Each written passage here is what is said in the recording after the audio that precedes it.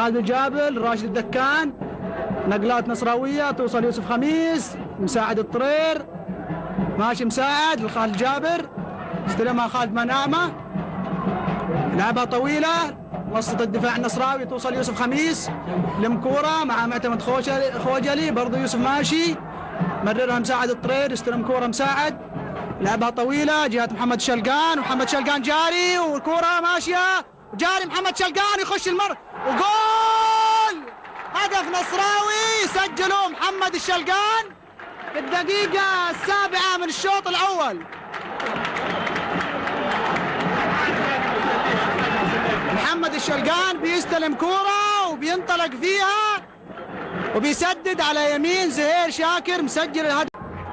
بيحاول يلعبها خالد الجابر، واصوات الجماهير النصراويه تحاول مؤازره فريقها وكذلك محاوله جعله يلعب بطريقه هجوميه اكثر لغزو المرمى. ماجد عبد الله في الجول،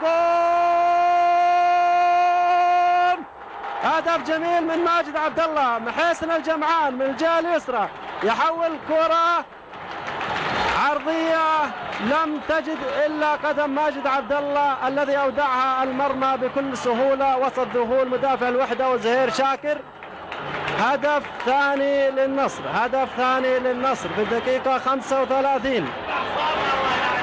محاولات جاده من لاعب النصر اثمرت عن هدف من قدم ماجد عبد الله في الدقيقه 35.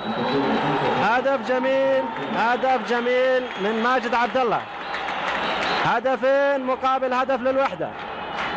احنا حنشوف الآن ونسأل الوحدويين هل سيستمر في إضاعة الوقت أم أن هناك محاولة للهجوم وتكثيفه أيضا، وبالتالي ينعكس الأداء للفريق الثاني وهو النصر. من هنا نلاحظ أن أو مجريات اللعب تقول أن المباراة بها أهداف أكثر، بها أكثر من هدف، وخاصة إذا عرفنا بأن المباراة الماضية بين الوحدة والنصر انتهت 5-0 في مكة. أيضا مباراة